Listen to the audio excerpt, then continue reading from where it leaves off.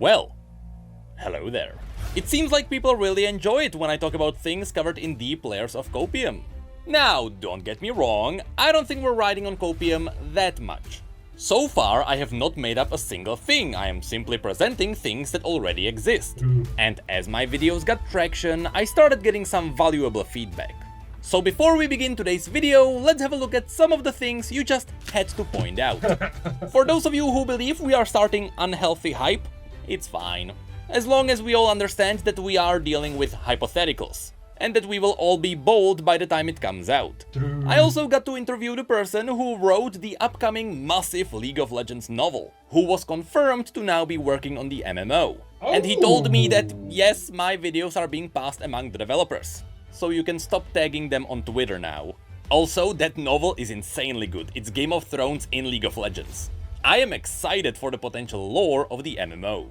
Oh, Next, shit. Okay. yeah, I am wearing my slippers out of my own volition. Yes, shamans can shapeshift in this universe, just like druids. And yes, Riot confirmed that Legends of Runeterra, which is the card game based on League of Legends, is a big inspiration when it comes to the world building.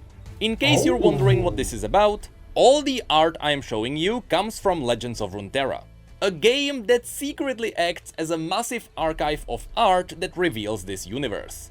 Anyway, after covering the world and all the races and classes the lore supports, we can now dive into the potential endgame bosses of this MMO. Now I know what you're thinking. This game isn't even in the playtesting phase, how can we talk about the raids? Well, you see, that's because Riot was probably thinking ahead of time. And they started a bit of a meme in the lore community. They gave this universe way too many world-ending threats. The downside of this is that, yeah, there was a time when we didn't know which world-ending threat was the real world-ending threat. It was a battle between who's the biggest evil. But the benefits are obvious. You have a lot of meaningful enemies that you can remove before you start limiting your storytelling. And in fact, many of these big storylines are written with all the back doors open, so that in the future they can utilize them for an event in League of Legends, or it is stories that were left open purposefully for the MMO. And that's what this video is going to be about. Originally, I wanted to show you 10 storylines that were left open and which would lead into raids. But if you look at the length of this video, yeah, I cut it down to only 7. So without further ado, let's get on it. Since we are essentially talking about the world of League of Legends, especially if you have seen our last 2 MMO videos, it goes without saying that this world has material for hundreds of instances. This means that it's really up to Riot to cherry pick which ones they want to do. And since in this video I am only going to mention 7 of these, it is highly likely I am not going to mention the one that you would like to see.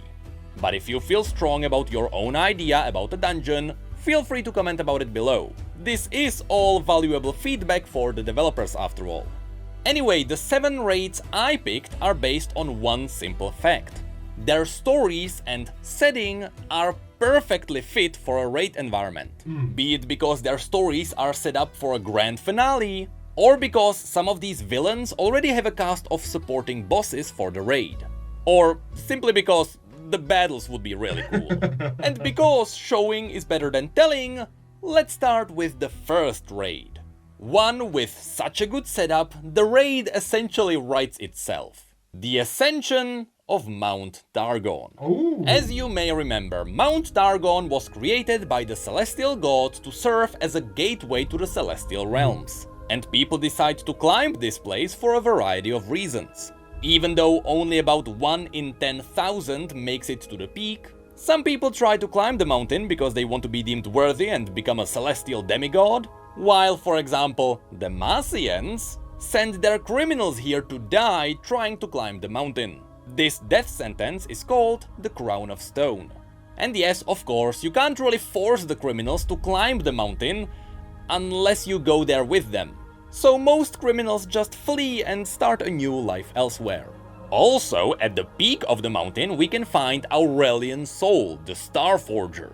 The reason why he is here is because of the crown he is wearing. Long story short, thousands of years ago, when people noticed that Aurelian was crossing the stars, They started worshipping him, which boosted Aurelian's ego. And they crafted him a crown of Celestial Star Metal. Aurelian, already being quite egoistic, donned the crown. Only to realize it was a mind-controlling device. Oh, In reality, it was the Celestial Aspects who wanted to hold Aurelian's power the entire time. Now, to be fair, the Aspects are using Aurelian's powers for good cause. They are using his Celestial Fire to purge the Void from Runeterra. But still, it is the Celestial Aspects who enslaved Aurelian. Anyway, Riot can make up a billion reasons why we should raid this place. Though I doubt we would be able to fight Aurelian Soul at the very peak. You know, he is made out of space. But maybe we need to reach the peak to borrow some of his powers. Or maybe we need to kill a rampant aspect. Or maybe we just need to reach the Celestial Realm for another reason. Simply said, it is easy to make up a reason for this raid to exist. What's more interesting is the setting of this raid. At different levels, the mountain presents you with different enemies. So let's start with what would happen once you enter the raid. You start at the bottom of the mountain, where you are very likely to meet Chip. Chip is an already established character who shows newcomers the wonders of the mountain. So you follow him around until we arrive at our first boss, the living mountain itself. This place has plenty of earth elementals who came alive due to the mountain's magic. Now, as I say this, don't confuse the earth elementals with Malphite. Malphite comes from Ishtal, which is quite far away from Targon. Also, he's a good guy, we don't want to fight him. But from the earth elementals who would likely protect this place, we have, for example, the Blue Sentinel, who also appears in League of Legends. But the biggest of them all is the Stonebreaker. This one would be an excellent introductory boss. You know, you're fighting the mountain itself. And yes, I know he's a bit too big, but you can shrink him for gameplay purposes. WoW has been notoriously known for inconsistent boss sizes, and it's fine. Anyway, after Stonebreaker, we go further up the mountain. And suddenly, we start meeting all the lesser dragons and their worshippers. The coolest of these are the White Flame Dragons. There is also an important dragon who serves as a beacon to the other dragons, called Inviolus Vox. But the one that could likely become a boss would be the Eclipse Dragon. That's because this dragon is quite precious to the natives on the mountain, which would be boss number 3. You see, further up the mountain, we start encountering the tribes. There are the Lunari who hide in the shadows because they are being suppressed and they are relatively friendly, just like the Rakor. But the Solari are fanatics who blindly protect the Celestial Realms at any cost. Even in the cinematic you can see how they are protecting the gateway that is leading to the peak of the mountain. And even though it would be cool if Riot allowed us to fight Leona herself, champions in League of Legends tend to wear pretty thick plot armor. So instead, it would be cool if we could fight one of Leona's champions, the one known as Daylight Spear, Ravun. Anyway, after defeating the Solari protecting the gateway, we would get near the peak. The first one to meet us here would be the Infinite Mind Splitter. This is a legendary draconic creature with a very unique ability. It is told that its gaze gives you so much knowledge and insight that your mind crumbles beneath it. So fighting this boss would be all about getting buffs from it, while being careful not to get too many buffs, because it would kill you. And then, after getting past the Infinite Mind Splitter, we would arrive at the last stand of the mountain, the Arbiter of the Peak.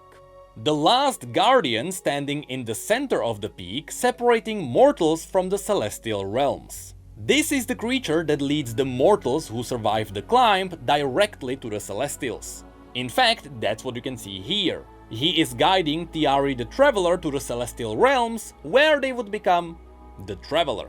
But also, in case of emergency, the Arbiter serves as a guardian against unwanted visitors. Two things could happen here. Either we fight the Arbiter to get its approval to pass into the celestial heavens. In this case, perhaps the Arbiter can test us with the lesser celestial beings. Or we simply have to destroy the Arbiter. In this case, the Arbiter would probably fight us with the Golems.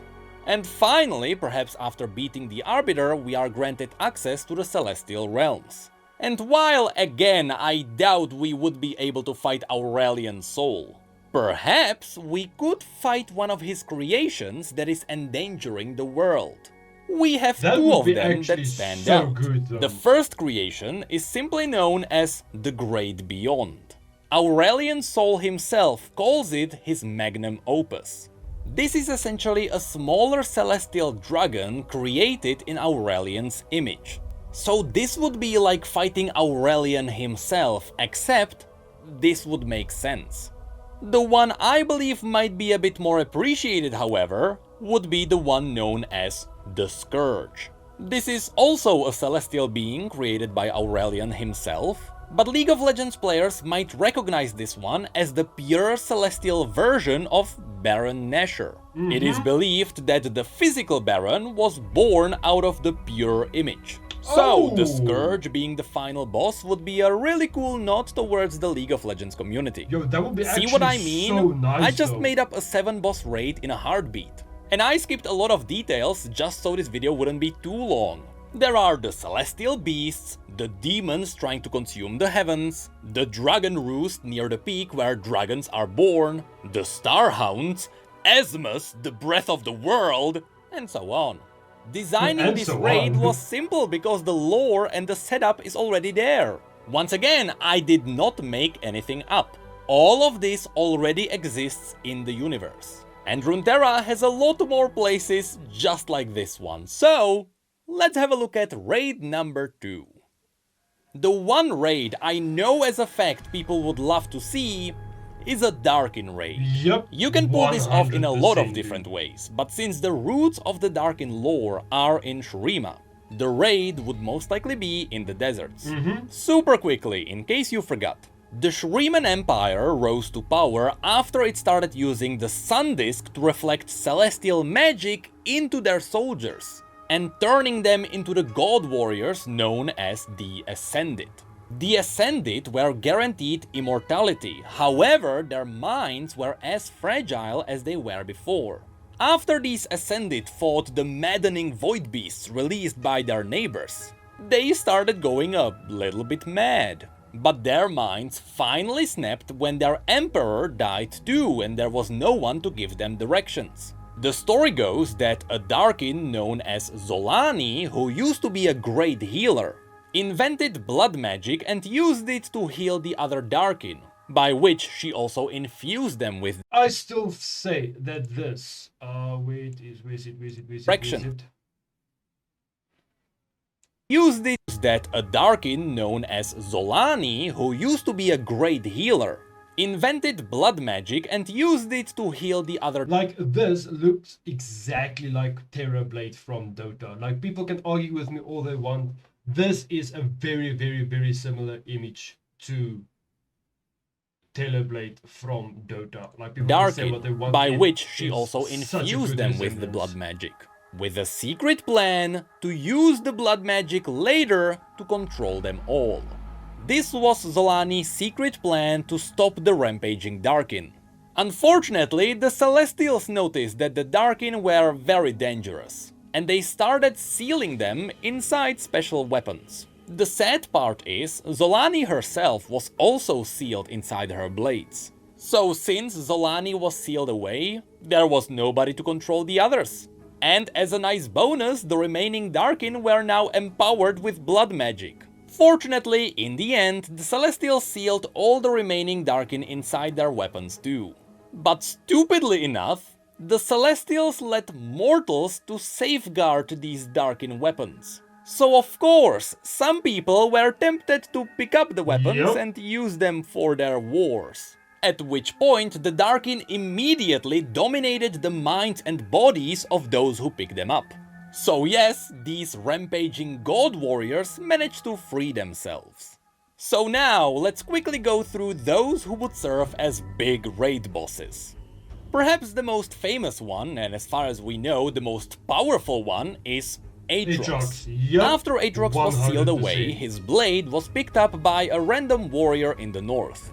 Of course, Aatrox immediately dominated the warrior's body, and since then he's been using blood magic to drain the dead around him, and make himself bigger. That's what you can see in his old cinematic. He starts small, but gets bigger the more things he kills. In fact, it got to such a point where Aatrox became the only being to ever kill a celestial god. As I mentioned in the last video, Aatrox stabbed someone wielding the power of the Aspect of War so hard, the Aspect of War was wiped from the stars. So out of all the Darkin, Aatrox is the ultimate end boss. Besides Aatrox, as mentioned, the second most important Darkin is Zolani. What would actually be nice with Aatrox, due to like what he said about Aatrox like getting stronger every time he kills someone? Like what if like if you go to do the raid against Aatrox and you die, or you and your entire team die, when you go to fight him again, he is stronger than he was the previous time we went to fort him. I think that would be actually such a nice aspect. Like every time he kills, he wipes a squad that went to go raid him. For that specific squad, he becomes a level stronger. And every time he kills them, he becomes a level stronger, until you finally be able to defeat him. I think that would be actually such a good aspect, not gonna lie. Now, Zolani has canonically not returned yet, but Legends of Runeterra is teasing that she might come back in the future. Also, as a fun fact, in the most recent cinematic, you can see that Talia and Kai'Sa arrive in front of the faceless statue of Zolani.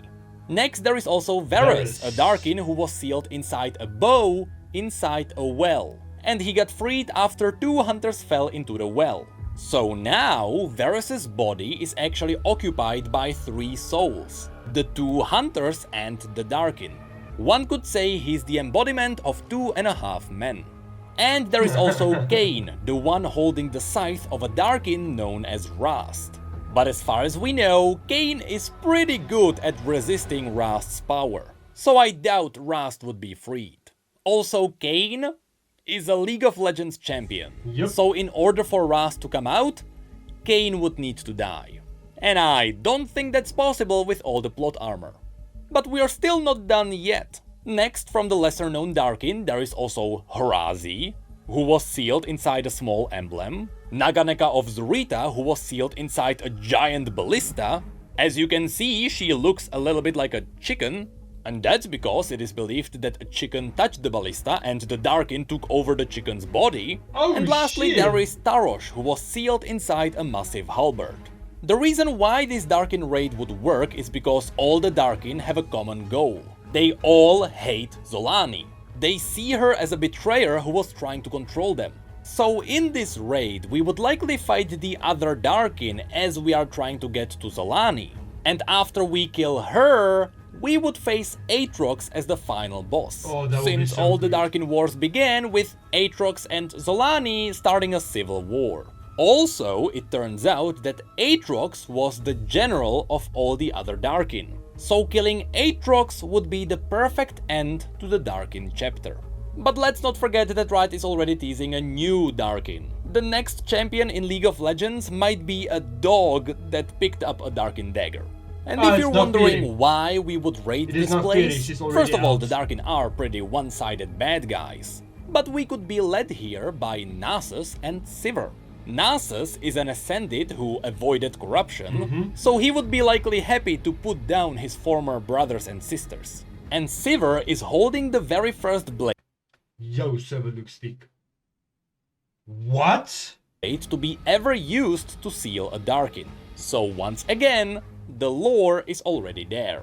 And aesthetically, we have a good idea of what it would look like too. We would start outside around the temples of Zolani, which look creepy and corrupted. And later we delve beneath them to where the land is tainted by blood and death. Yo, that would be so nice. For the next raid, let's stay in Shurima. Okay. Because if there is a raid I would personally love to see, it is the raid on Narimazeth, a city that is in ruins. That's because Narimazeth was the place where Shurimans tried to build the very first Sun Disk. This first version failed, and instead of the Ascended, it was only producing the Bakai. which are broken, twisted versions of the glorious Ascended. Oh. And in the end, the entire city collapsed onto itself. After that, the Shurimans tried to build the Sun Disk again, but this time in the middle of the desert. But now, why would we want to raid these ruins? Well, that's because this city is being rebuilt by Xerath, the most powerful arcane mage on Runeterra, whose body was turned into pure arcane energy by the Sun Disk itself. Long story, shorter. When Emperor Azir was a child, he became friends with a nameless slave. And despite slaves being forbidden from having names, he called him Xerath. Throughout the years, the two became as close as brothers, studying culture and history whenever possible. Later on, despite his father hating him, Azir became his only surviving son. So unless his mother gave birth to another child, he would become the emperor anyway. Well, in secret, Xerath simply made sure she would not give birth to another child. Usually he did it by corrupting the infant in her womb, because it turns out this entire time Xerath was trying to break his roots from slavery. And now he had the ambition to gain power himself. So he justified these murders by telling himself that he was protecting a friend. Despite his efforts, the queen did give birth to another child. So Xerath summoned a storm and let lightning kill the queen and the child. Eventually, all these events led to Azir becoming the crowned emperor of Shurima with Xerath by his side. From this point on, Xerath was waiting for Azir to finally get rid of slavery, which never happened. Despite Azir being the most beloved emperor in history, he allowed slavery to keep going on. And that angered Xerath. At the end of the story, the emperor was chosen to become an Ascended himself. But during the ceremony, when the Sun Disk was focusing its power into Azir's body, Xerath was so full of his BS, he incinerated him and forced all the power of the Sun Disk into himself. This resulted in Xerath's body being turned into pure arcane energy, the death of Azir, and the collapse of the Sun Disk and the destruction of the entire empire. You wanna know the twist at the end? If you read the story from Azir's perspective, you learn that he did want to remove slavery. He just wanted it to be a surprise. In fact, he even announced it just as Xerath betrayed him. But Xerath already murdered way too many people, so even though he really wanted to stop, it was too late to go back. So Xerath doomed the entire empire. And yes, because the emperor died, Xerath is also technically the reason why the Darkin exist. I already mumbled about the lore for way too long, so just know this. Nasus's brother, Renekton, bound Xerath in a sarcophagus, and he locked himself with Xerath in a tomb. Many years later, scavengers opened the tomb and released Renekton and Xerath. As I said, Xerath is currently in Nerimazeth, and he is actually trying to rebuild the original Sun Disk. We don't really know why he is doing it, but I think it's safe to assume that he just wants more power. But you know what it smells like to me? It smells like a big old setup for a future raid. In Legends of Runeterra, you can see Xerath with all his worshippers. You can also see all the mini-bosses around him. Especially we know about Demi Yin the Unbound. But besides all of these heralds and acolytes, this raid would also have the Bakai, the original experimental Ascended who come from this city. But also we would fight Renekton himself, because it turns out after hundreds of years of being locked in a tomb with Xerath, Xerath broke his mind by whispering to him that Nasus betrayed him. He purposefully led him to rot in the darkness. That's why Renekton is quite crazy these days. It all goes back to Xerath, who might be the ultimate villain of Shurima. Yo, these For raids the are next gonna be raid, so why don't good, we though. play off of the success of Arcane? No spoilers, don't worry. Previously, when I told you about the city Spiltover and Zone, I showed you that at the very bottom of that place you can find the ruins of an ancient Shuriman city. But that will become just a dungeon. The one that would become an interesting raid would be the Empire of Renata Glasc. After I mention this, I know a lot of you will be confused. After all, Renata Glasc is just a rich baron from Zaun. How can she support an entire raid? Well, in this case, it is all built on two factors. First of all, Renata is way too big of a character to be removed in just a dungeon. Yes. But more importantly, Renata Glasc released this year, and she was released as yet another big villain, after all the other already established villains in Piltover and Zaun. She simply really feels like a setup for something in the future. Because after already having Singed and Urgot and Victor as villains in Zaun, Riot didn't need to make up another. It feels obvious they released Renata to be a villain supervising the other bad guys of Zaun. Before her, Zaun didn't really have a main villain. So obviously she is now filling that role. Her lore is making her the main boss of Zaun. Her raid would be very clear in its structure. We would follow the detective case of Caitlyn and Vi as we try to find her hideout. Perhaps Camille, an extremely dangerous assassin from Piltover, would be also interested in killing her. From that point on, we would literally raid her place with the Wardens. As a nice bonus, people would love to see the popular champions Zeri and Echo on our side, both of which are kids from the streets who have destroyed her warehouses before. But the last puzzle piece is, why would we raid Renata? Well, the Glasc family owns Glasc Industries, which is the most luxurious brand in Piltover and Zaun. They sell perfumes and really fancy limb replacements. And unfortunately, this brand reflects a bit of real life, since these fancy formulas are developed down in Zaun, using slave labor. But there is also a darker twist. All their products are infused with a chemical formula, which can turn their customers into mindless rampaging husks at any moment. It's kinda like Apple. Now, since Renata is a recent champion, that's all her story really has. She is probably the most powerful Baron in Zaun, who can make an entire city fall into chaos with the press of a button. And now we're just waiting to see when she would unleash it. If you ask me, I normally wouldn't think that this would be a great raid. But this would be very different from raiding dragons, which would actually give it the benefit of changing environment. That's but also remember, this is riding off of Arcane's fame, and I doubt Riot would pass on that opportunity. That's why I feel confident we will meet Renata in the MMO.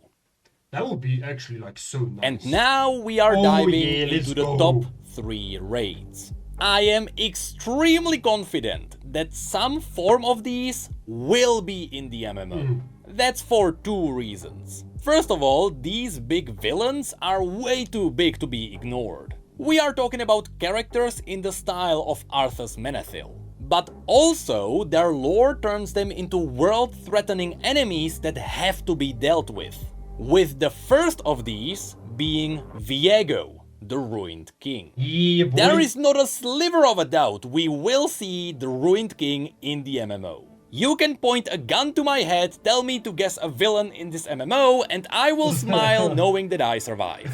It would be unimaginable to ignore him.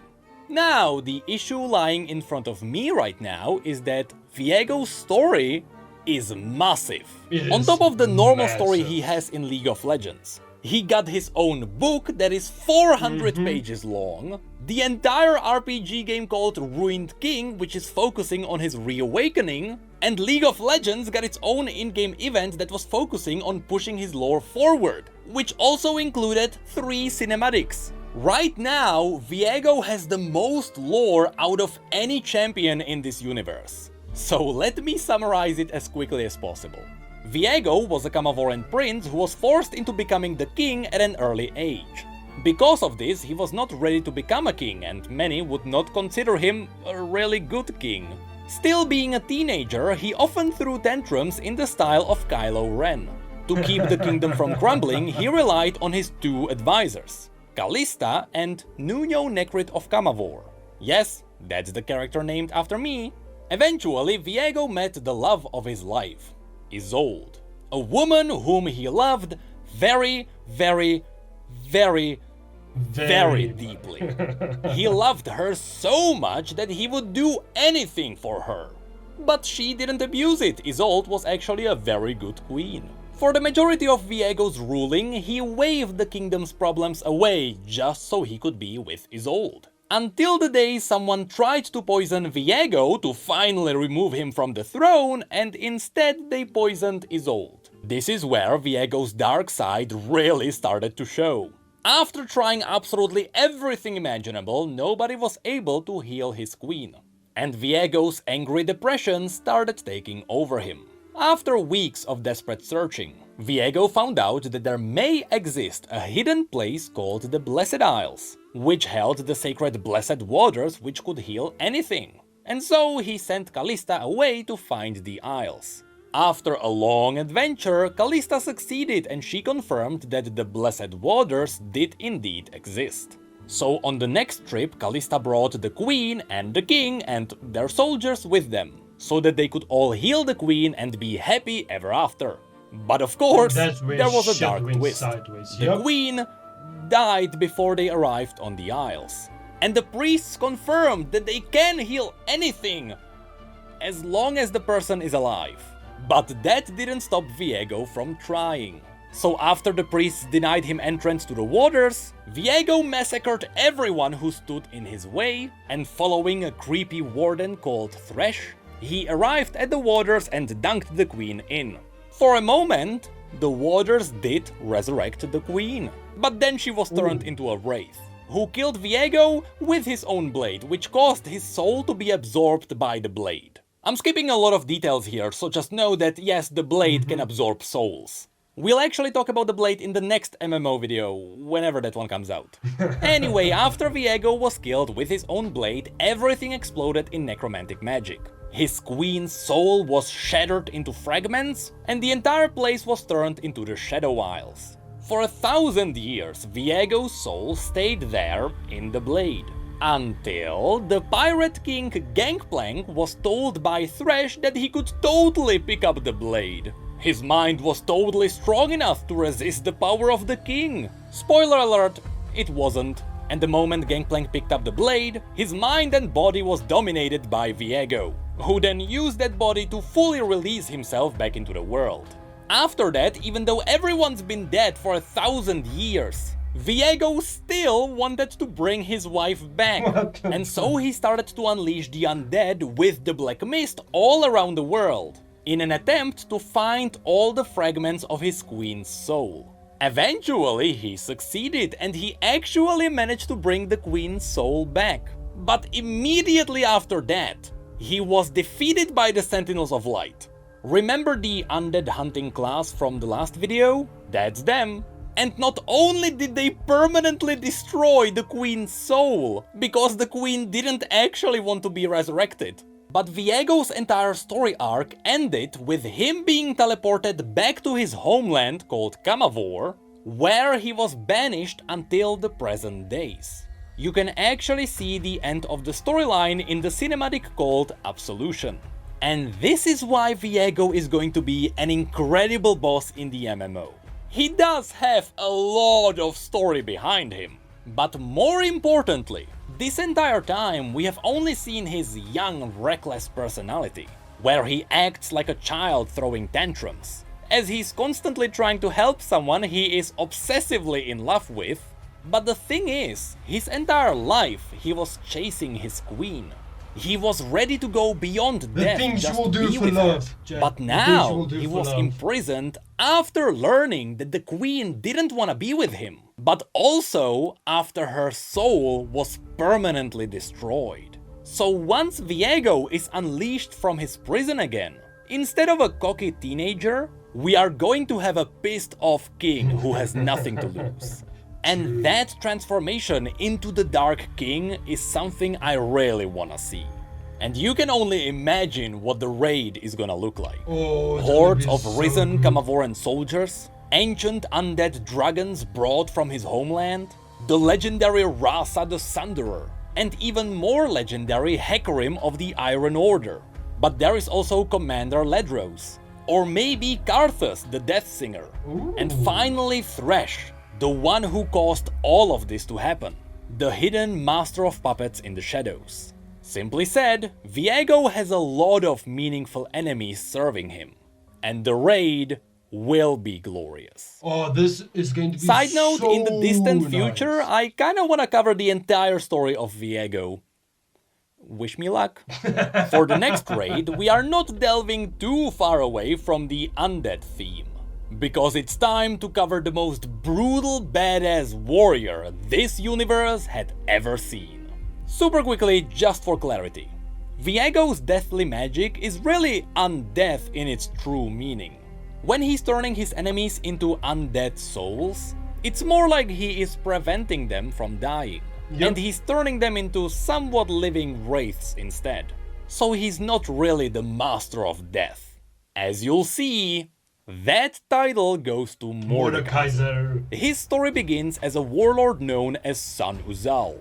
During his time, the main continents were occupied by barbaric tribes. Sun Uzal believed that by killing as many people as possible, he would please the gods of the afterlife. And so, he forged an empire in blood and death. As his life was near the end, he took great satisfaction in knowing that he would sit at the gods' tables, in the glorious halls of bones. However, when he died, he found no glory waiting for him. Instead, Sun Uzal stood in an empty grey wasteland, with an occasional soul drifting by. He watched as these lesser spirits faded into the fog, unmade and lost in time. But Sun Uzal refused to fade. His will, tempered by rage and torment, held him together. In other words, he was simply too angry to die. He started listening to the disembodied whispers around him, and he learned this was Oknun, the language of the dead. Slowly, he came up with a plan. He began whispering temptations into the veil between realms, promising power to any who would listen. And sure enough, he managed to tempt a few cultists into bringing him back to life. Lacking any flesh or bone, he told the cultists to bind his spirit to metal plates, forged in the likeliness of his old armor. And so he rose as the Revenant of Iron and Hate. No longer called Sun Uzal, but rather, in Oknun, he was Mordekaiser. Originally, these cultists wanted to use Mordekaiser as a weapon in their trivial wars. But instead, Mordekaiser killed them all, and he used their souls to forge himself a brutal mace called Nightfall. With that, Mordekaiser's second conquest of the world started. But this time, he was wielding necromantic magic. All his enemies were confused because it seemed like Mordekaiser only cared about massacre and destruction. Entire generations perished under his campaign. But in reality, there was far more to Mordekaiser's real plan. At the center of his empire, he raised the Immortal Bastion, which became the largest structure on Runeterra. And he used that place to gather information about spirits and death, be it by capturing and studying demons, or torturing Yordles until he could harvest their secrets. He did everything in his power to understand the realms beyond. Eventually, Mordekaiser became such a tyrant, the entire continent banded against him. But when he was ultimately defeated, it was not because of his enemies, but rather he was betrayed from his inner circle. The Immortal Bastion had a secret cabal led by a witch we know as LeBlanc. They managed to separate Mordekaiser's spirit from his armor and seal the empty armor in a hidden place. As a result, without his physical vessel, Mordekaiser was forced out of the physical realm. What none of the cultists knew, however, is that all of this was according to Mordekaiser's plan. The entire time he was forging a destiny greater than the halls of bones. When he finally returned to the empty wasteland of the afterlife, he was met by the hundreds of thousands who died under his reign. Prevented by his dark magic, they would never fade. They would be his eternal army bound to his will. But even the weakest of the spirits were given purpose. Just like he used the souls of the cultists to forge his mace, The weakest of the souls would become the building blocks of his afterworld. And so Mordekaiser became the king of the afterlife.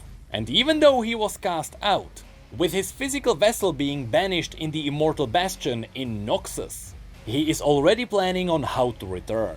And once he does so, after so many people were fed into his realm, he would be so powerful nobody would know how to stop him. Since that is where his story cut off, you know that this is a setup for the future. Even in League of Legends, sometimes Mordekaiser is joked about as a raid boss. Once he starts rolling, you need the entire team to get him down. And Riot would be foolish not to use him as a badass raid boss in the MMO. Especially since we already know some of the other characters that we would see in his raid. When Mordekaiser was conquering the world the second time, he had two demons which he used as his companions. These would be Tybolk, the giant fire demon, and Atakan, an iron-bound shadow demon. To get to him, we would probably have to get past the one who banished him, LeBlanc, and I wouldn't be surprised if we also met Veigar, the Yordle Mordekaiser tormented to get his Yordle secrets. Finally, we would likely fight alongside Swain, one of the leaders of Noxus who is actively trying to root out the dark magics from Noxus. So yeah, maybe Mordekaiser's story is not as long as Viego's, but Mordekaiser is built on brutal conquest. His story is simply badass. And you bet, that's what people want to fight. Yup, that will be one. And this takes us to the last raid I want to show you. Not only is this raid inevitable, but it is going to be the final raid before Riot starts to get sweaty about their future. Yup. Because from that point on, they would be forced into making up new enemies. And that's usually when the lore of MMOs crumbles. With the ultimate endgame in Runeterra being the battle against the end of everything, the Watchers of the Void. Now, I know we already quickly summarized the story of the Watchers when we talked about the world. But we need to quickly do it again, because if they get their own raid, it would be a really cool merging of multiple storylines of this universe. True. Basically, at the beginning of everything, there was nothing. Just dark, empty void. Until there was a spark of light.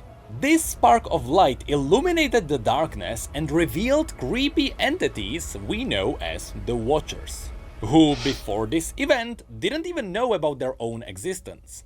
Of course, since this first light woke the Watchers up for the first time since the beginning of time, the Watchers got annoyed and they decided to silence it so they could sleep again. As they drifted closer, we learned that this spark was indeed our reality. So to get rid of the light, the Watchers tried to poke it and taint it.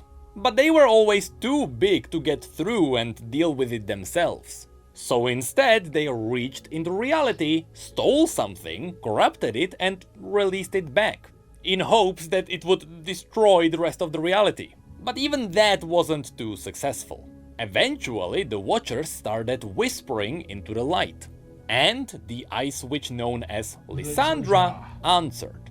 The Watchers promised her people immortality and great power. In exchange, they asked Lysandra to prepare her world for the coming of the Void. In secret, behind the backs of her two sisters, she agreed. The Watchers empowered the strongest of their followers and turned them into the Iceborn. And soon enough, the Watchers broke into reality in the Freljord. With it, Lysandra's allegiance with the Watchers was undeniable. But as the Watchers rose, for the first time, Lysandra got to see how horrifying they were. And she realized they came here to destroy everything. In desperation, Lysandra sacrificed her sisters and the Iceborn to use their magic to freeze the Watchers beneath the ice. But even that magic wasn't enough. Beneath the ice, the Watchers were only sleeping. They would break out should they try to wake up.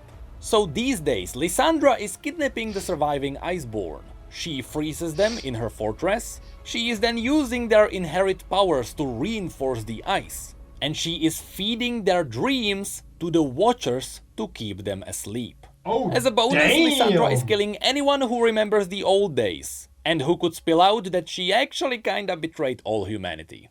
See, this setup on its own is enough to support a raid. Let's say This would we be raid so the good. Frostguard I'm so Citadel, glad. which is where Lysandra is keeping the... And I'm actually so glad that they chose Freljord to be the #1 rated, because I love Freljord's Freljord so much, dude. Watchers frozen.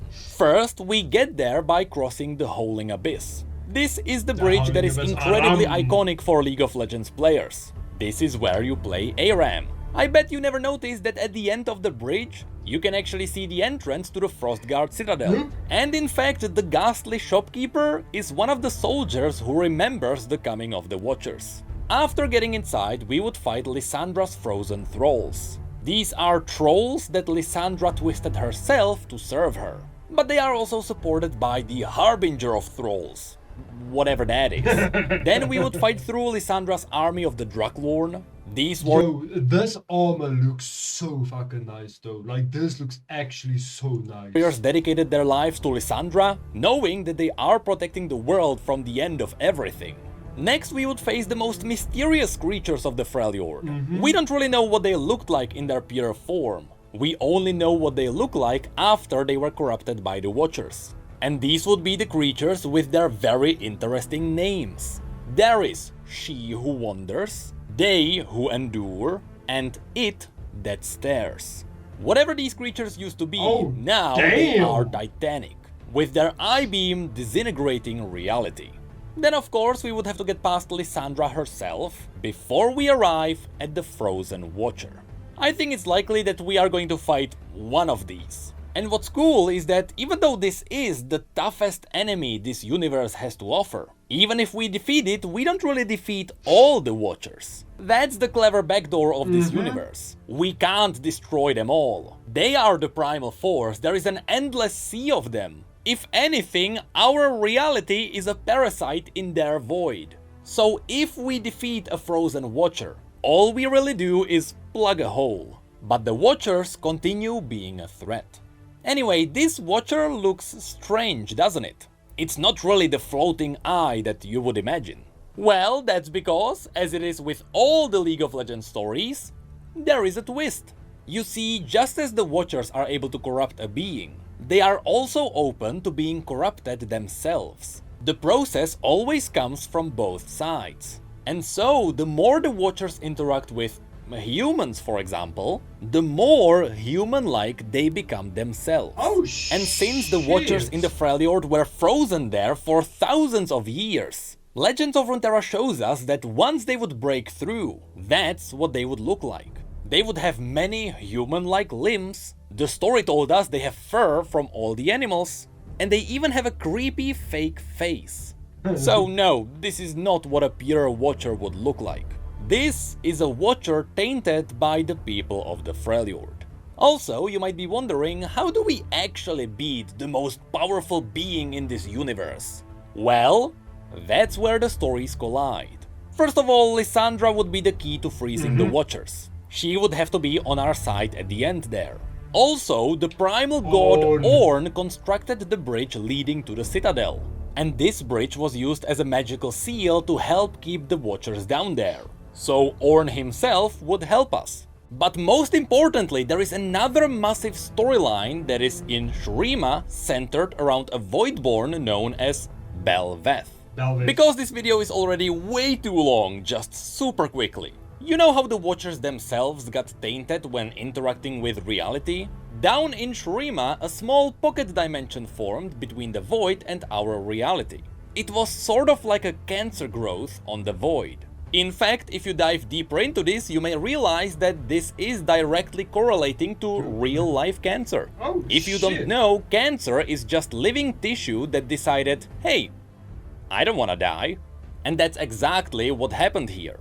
As the Void started consuming people in Shurima, it got tainted by the people and it formed self-awareness. Soon, because this cancerous growth inside the Void needed to represent itself, it grew a creature known as Bel'Veth.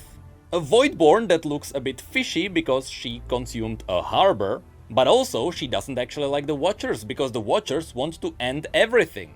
And all Bel'Veth wants to do is to live. And so these days, Belveth is consuming entire cities at a time, and she is rebuilding everything with the information she got, with her ultimate end goal being to rebuild all reality, so that she could be reality and she would be strong enough to fight the Watchers. Of course, at this time, she doesn't really have all the information gathered, so whenever she's recrafting cities and people, it all looks uncanny. However, at this point, she consumed hundreds of thousands of people, and she's using all of their brain power, so Belveth is very smart. Now, the reason why this storyline is important is because Belveth once talked to Kaisa, and she offered her a deal. If mortals help Belveth consume reality faster, she would spare them to be the last she would consume. Belveth said that she did the calculations and she knows that humanity could never beat her. But at least, with this deal, she gave them the chance to create a weapon or maybe find a hero who maybe could slay her. She knows they could never achieve it, but she is willing to give them the chance. And you see, this is where we can get another twist. This wasn't confirmed, this is purely my theory. But I believe that there is a way to destroy Belveth. See, Belveth believes that we can't beat her. But the fact is, she used hundreds of thousands of human brains to figure it out. But humans can't even comprehend the power of the Celestials. So I believe Aurelian Soul could destroy her. She just doesn't have the brain power to figure that out herself. So what I think is going to happen is that at some point we are going to beat Belveth. She realizes she was wrong, she realizes that humanity is stronger than her when fighting the Watchers, and she decides to help us destroy them. So should we ever get a raid on the Frostguard Citadel, I wouldn't be surprised if before that we got another raid where we delve into Belveth's little pocket dimension, and with her help we move to the north. Or, you know, we just destroy her, that would be way cooler.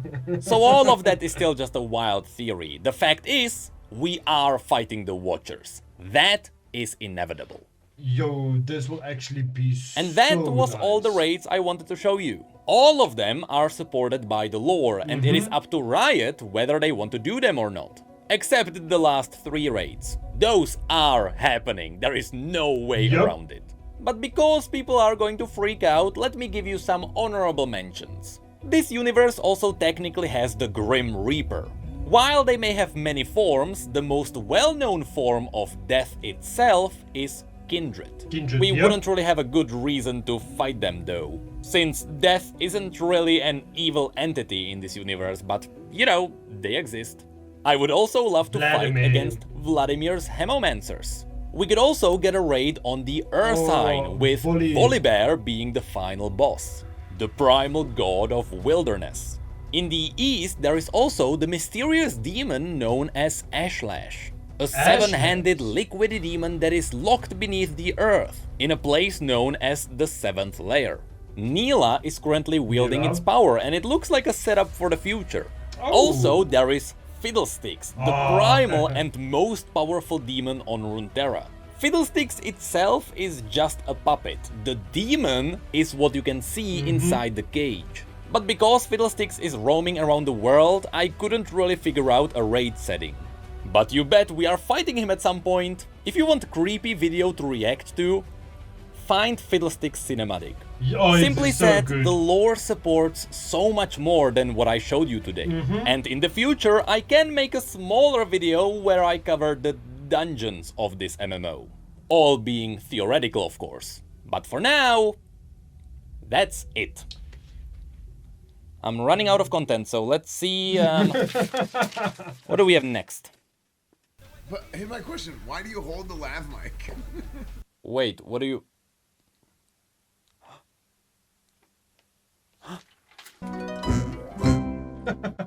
Yo, this is going to be so good.